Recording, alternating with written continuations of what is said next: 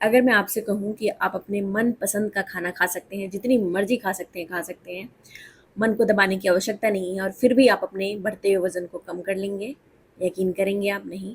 मैंने खुद आज़माया है और आज की वीडियो मैं इसी टॉपिक पे बना रही हूँ, ज़रूर से देखिएगा। दोस्तों, अगर आपका भी मोटापा बढ़ता जा रहा है, आपको ऐसा लग रहा है कि आईने के सामने जब आप खड़े होते हैं, तो आप पहले जैसे नहीं दिखते हैं, चेहरा बड़ा दिख रहा है, एकदम से शरीर बड़ा लग रहा है और ख़ासकर पेट पर काफ़ी ज़्यादा चर्बी दिखाई दे रही है और जिसके कारण आप अपने मनपसंद के कपड़े भी नहीं पहन पाते हैं। आपको ऐसा लगता है कि अब क्या हो रहा है, अब इसे कैसे ठीक किया जाए? आप डाइटिंग शुरू कर देते हैं, कितनी सारी उपाय करने शुरू कर देते हैं, होम रेमेडी लेना शुरू कर देते हैं, तब भी कोई असर नहीं दिखता है। उल्टा आप जैसे ही खाना कम करते हैं, आपको बहुत ज़्यादा चक्कर आने लगती हैं, कमज़ोरी आने लगती हैं और आप वापस से खाना शुरू कर देते हैं। तो आज आपको जानना पड़ेगा कि इसका मेन वजह क्या है, आपको ऐसा क्यों हो रहा है, आपके शरीर में ऐसा क्यों परेशानी हो रही है, आप मेहनत क्यों नहीं कर पा रहे हैं, एक्सरसाइज चाह कर भी नहीं कर पा रहे हैं, तो इसके पीछे का क्या कारण है। तो आज मैं यही जानकारी आपके साथ लेकर आई हूँ और साथ में बताने वाली हूँ कि किस तरीके से इससे आप छुटकारा पाएंगे और ये परेशानी आप दूर कर पाएंगे और आपका बढ़ता हुआ मोटापा भी दूर होगा। इसके साथ कई सारी और परेशानियाँ भी दूर होंगी। हेलो एवरीवन, मेरा नाम प्रीति देव है और स्वस्थ जीवन में आप सभी का स्वागत करती हूँ। चलिए जानते हैं कि यह आखिर ऐसा क्यों होता है।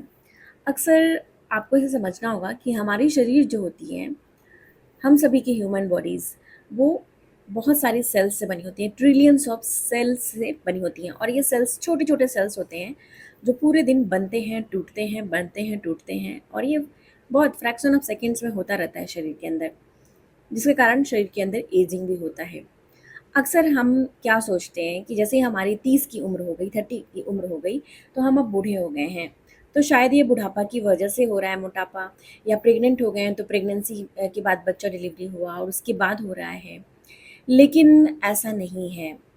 आप अपने जो बॉडी है उसको फिट रख सकते हैं और चाहे आपकी जितनी भी उम्र हो, 70, 80 हो, आप उतने उम्र में भी दौड़ लगा सकते हैं। अब कैसे आपको ये करना होगा? जब भी हमारे शरीर में मोटापा आता है, जब भी हमारे शरीर में फैट या चर्बी इकट्ठा होता है, तो उसका मेन वजह जो होता है, वो होता है कि जितनी हम काम करते हैं, जितनी हमारी एनर्जी खपत होती है, यानी कि हम एनर्जी को लगाते हैं, उससे ज़्यादा हम एनर्जी जो है वो खा लेते हैं, खाना खा लेते हैं। ये इस प्रकार से कि जैसे आपके पास कोई स्कूटर है या कार है, आप उसे चलाएँगे, जितनी चलाएँगे उतनी ही उसमें पेट्रोल या डीज़ल लगेगी। अगर आप उसे नहीं चलाएँगे और पेट्रोल डीज़ल उसमें ज़्यादा डालते जाएँगे, तो या तो वो बाहर निकल जाएगा, पेट्रोल डीज़ल वेस्ट हो जाएगा। उसी कारण हम खाना अगर ज़्यादा खा लेंगे और काम हम कम करेंगे, काम यानी कि हम बैठकर ज़्यादातर काम करते हैं और दिमाग को क्या पसंद होती है, मीठी चीज़ें। तो जैसे ही हमें लगता है कि अब समझ नहीं आ रहा है, किसी बात का स्ट्रेस होता है, तो हम ज़्यादा खाना खाना शुरू कर देते हैं। ये पहली गलती। कुछ-कुछ खाने लगते हैं, ये सोचकर कि थोड़ा-सा खा लेंगे तो उससे कुछ नहीं होगा। जैसे कि एक छोटा-सा चिप्स उठा लिया, खा लिया, फिर बीच में थोड़ा-सा खा लिया, तो क्यों? हम डाइटिंग कर रहे हैं तो हम ज़्यादा नहीं खाएँगे, लेकिन ये ज़्यादा आपको नुकसान करती है। थोड़ा-थोड़ा करके खाते रहना पूरे दिन सबसे पहले आपको छोड़ना है। या आप सोचते हैं कि थोड़ा-सा 1 कप चाय नहीं पिएँगे, लेकिन 2 चम्मच ही चाय पी लिया या कॉफ़ी पी लिया, चलो इतना काफ़ी है। लेकिन ये गलती आपको नहीं करनी है। आप चाहे 1 प्लेट भर के खा रहे हैं या फिर थोड़ा-थोड़ा खा रहे हैं पूरे दिन, सबसे पहले आपके शरीर को यह इंसुलिन रेजिस्टेंस कर रहा है और इंसुलिन रेजिस्टेंस ही आपके शरीर में मोटापा ला रहा है। ये ध्यान से आपको समझना होगा। इंसुलिन रेजिस्टेंस एक ऐसी समस्या है जिसके कारण अभी बहुत सारे लोग परेशान हैं और एक्चुअली ये आंकड़ों में भी नहीं है अगर रिसर्च की बात की जाए, क्योंकि आंकड़ों में ज़्यादा नहीं है, क्योंकि कई सारे लोगों को तो इसके बारे में पता ही नहीं है। अब इंसुलिन रेजिस्टेंस ऐसे होता है कि जैसे आपने पूरे दिन कुछ-कुछ खाया और हमारा शरीर 2 वक़्त या 3 वक़्त खाने के लिए ही बना होता है। अगर आप ज़्यादा काम करते हैं तो 3 वक़्त, कम काम करते हैं तो 2 वक़्त या बिल्कुल काम नहीं करते हैं तो 1 वक़्त, यानी फ़िज़िकल वर्क की बात कर रही हूँ। तो उसके कारण क्या होता है कि जैसे हम पूरे दिन कुछ-कुछ खाते रहते हैं, तो जैसे ही हम खाना खाते हैं, तो हमारे शरीर के अंदर जाता है और उसे सेल प्रयोग करती है, हमारी सेल्स। अब ये हमारी सेल्स तभी उसे प्रयोग करती हैं क्योंकि सेल्स के अंदर एक दरवाज़ा लगा होता है। वो दरवाज़ा बंद रहता है, उसमें एक ताले लगी होती है, उसका एक चाबी चाहिए होती है। अब ये एनर्जी उसमें ग्लूकोज़ तभी जाती है, जब आपको चाबी चाहिए। अब उस चाबी को खोलने के लिए पेनक्रियाज़ के पास जाना पड़ता है और पेनक्रियाज़ आपको इंसुलिन नाम की चाबी देती है। अभी इंसुलिन नाम की चाबी पेनक्रियाज बनाते बनाते थक जाती है, या बार बार कुछ कुछ खाते हैं तो इंसुलिन बनती है, बार कुछ खाते हैं इंसुलिन बनती है। तो ज़्यादा क्वांटिटी में अगर कोई चीज़ बने, ज़्यादा मात्रा में बने, तो उसकी क्वालिटी ख़राब हो जाती है।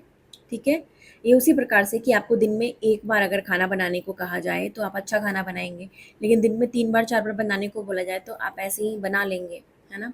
तो क्वालिटी डिफरेंस हो जाएगा। तो वही चीज़ होती है, इंसुलिन की क्वालिटी डिफरेंट हो जाती है, जिसके कारण इंसुलिन बनती है, लेकिन वो काम की नहीं बनती।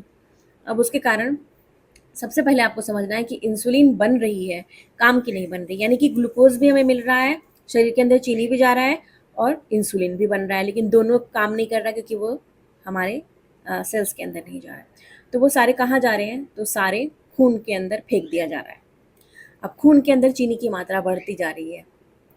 अब इसके कारण क्या हुआ कि इंसुलिन जैसे ही बन रही है और वो काम की नहीं हो रही है, तो इंसुलिन बनती है तो हमारा शरीर क्या होता है कि सतर्क हो जाता है और फैट बनाना शुरू कर देता है। घबरा जाता है कि अब शरीर को एनर्जी नहीं मिल रही है, फैट बनाओ, स्टोर करो, खाना शायद नहीं मिलेगा। तो इसके कारण हमारे शरीर में फैट इकट्ठा होना शुरू होता है, पेट पर इकट्ठा होना शुरू होता है सबसे पहले, फिर हमारे चेहरे पे इकट्ठा होना शुरू होता है, ऑर्गन्स पे इकट्ठा होना शुरू होता है, जिससे कई सारी परेशानियाँ शुरू हो जाती हैं।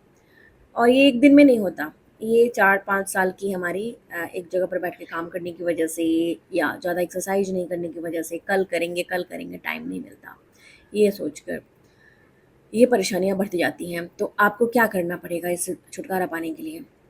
सबसे पहले अगर आपका फैट बढ़ता जा रहा है तो फैट को कम करना है, और ये बहुत ज़िद्दी मोटापे होते हैं। इंसुलिन रेजिस्टेंस हो गया है, पेनक्रियाज सो गया है, उसे उठाना पड़ेगा कि इंसुलिन अच्छे क्वालिटी का बनाओ। तो इसके लिए आपको क्या करना पड़ेगा? सबसे पहला काम, खाना अगर आप, मैंने बताया जैसे कि आपको जितनी रिक्वायरमेंट है खाने की उतनी ही खाइए। एक बार में चाहे आप पेट भर खाइए जितना खाना है, मीठा भी खा लीजिए, रोटी खाइए एक साथ, आपको सब्जी खानी है, दाल खानी है, जितनी मर्जी हो। सुबह ब्रेकफास्ट, नाश्ता अच्छे से मन भर कर लीजिए, ताकि आपको पूरे दिन गिल्ट फील ना हो कि आपने कुछ नहीं खाया। अक्सर जब हम सुबह नहीं खाते हैं ना, तो पूरे दिन हमें ऐसा लगता है कि हम तो खाना खा ही नहीं रहे, तो हमारा ध्यान पूरे खाने पर रहता है। तो ये चीज़ आपको नहीं करनी। सुबह आपको खाना खा लेना है, खाना खाने के बाद आपको, खाना खाने से पहले एक गिलास पानी, नींबू पानी ज़रूर पीजिएगा। उसके बाद अपनी जो मर्ज़ी हो आप खाना खाइए। उसके बाद आपको क्या करना है, आधा घंटे बाद आप चाय भी पी लीजिए, या 15 मिनट के बाद भी आपको अगर लगता है कि चाय पीनी है, तो चीनी वाली चाय नहीं पीजिए। आपको थोड़ा-सा मिठास भी मिलाना है तो थोड़ा-सा गुड़ डाल दीजिए। नहीं तो बिना चीनी का चाय, दूध कम होनी चाहिए, दूध मात्र 12 से 13% ही मिलाइए और बनाकर पी लीजिए, या कॉफ़ी बनाकर पीना चाहते हैं तो वो भी पी लीजिए। लेकिन एक ही वक़्त आपको ये लेना है, अगर आपको सर दर्द हो जाता है, कई लोगों को हो जाता है। और उसके बाद खाना, डिनर, लंच नहीं करना आपको, शाम के वक़्त खाना है, 5 साढ़े 5 यानी 5:30 तक आपको खाना है। ऐसा करना शुरू करेंगे तो पेनक्रियाज़ को कम काम करना पड़ेगा, पूरे दिन कुछ-कुछ नहीं खाना है आपको, सिर्फ़ पानी पीना है। तो पेनक्रियाज़ को लगेगा कि हमें अब ज़्यादा नहीं काम करना पड़ रहा है, तो अच्छी क्वालिटी का इंसुलिन बनाना शुरू करेगी, और जिसके कारण वापस से जो ग्लूकोज़ रखे हुए हैं स्टोर करके, वो पहले आपके सेल में जाने शुरू होंगे, जिससे आपको ताकत मिलेगी। और जैसे ही आपको ताकत मिलेगी, जो पहले तो शरीर में ताकत ही नहीं मिल रही थी, चक्कर आ रहा था, वो सब दूर होगा। ताकत मिलेगी तो आप एक्सरसाइज शुरू करेंगे, कम से कम 15 मिनट सुबह और 15 मिनट शाम। अब एक्सरसाइज आपने शुरू कर दिया है, तो एक्सरसाइज क्या करेगा, आपकी फैट को गलाने में मदद करेगा, आपकी चर्बी को गलाने में मदद करेगा। तो ये इस तरीके से हमारा शरीर धीरे धीरे, कम से कम 1 महीने का समय आपको लग जाएगा। आप देखेंगे कि तेज़ी से आपके वज़न कम हो रही है। शुरू में तो तेज़ी से वज़न कम होती है, क्योंकि ये वाटर वेट भी होता है, इन्फ्लेमेशन की वजह से भी होता है। इसके साथ आपको एंटी इन्फ्लेमेटरी चीज़ें खानी है, ताकि इसको मदद मिल सके। एंटी इन्फ्लेमेटरी चीज़ों में आप क्या कर सकते हैं कि मेथी दाना 1 चम्मच रात को भिगो के छोड़िए, और सुबह इसे, मेथी दाने को चबाकर खा लीजिए, भिगोया हुआ, और इसके पानी को पी जाइए। साथ में खाना खाने के बाद एक छोटा-सा टुकड़ा, जो घर में मौजूद दालचीनी है वो नहीं, सेलोन दालचीनी आती है, सेलोन लिख लीजिए नाम, श्रीलंकन दालचीनी होती है, एक आधे इंच का टुकड़ा आप चबाकर खा ले सकते हैं। एक ही वक्त खाना है, और दिन में एक बार ग्रीन टी लीजिए, या पुदीने के पत्ती की चाय, तुलसी की पत्ती की चाय, पानी वाली चाय, काढ़ा बनाकर पीजिए। खाना पचता नहीं है तो अजवाइन का काढ़ा बनाकर पी सकते हैं। इस तरीके से आपको यह मदद करेगी। आप लगातार इसको प्रैक्टिस करिए और इंसुलिन रेसिस्टेंस से बच जाइए, और मोटापे से भी बच जाएंगे। तो आज की जानकारी यहीं तक थी। इस तरह की जानकारी आपको इस चैनल पे मिलती रहती है, तो जल्दी से चैनल को सब्सक्राइब कर लीजिए। तब तक अपना बेहद ख्याल रखिए और सबसे ज़्यादा ज़रूरी मुस्कुराना नहीं भूलिए। मुस्कुराते रहिए। शुक्रिया।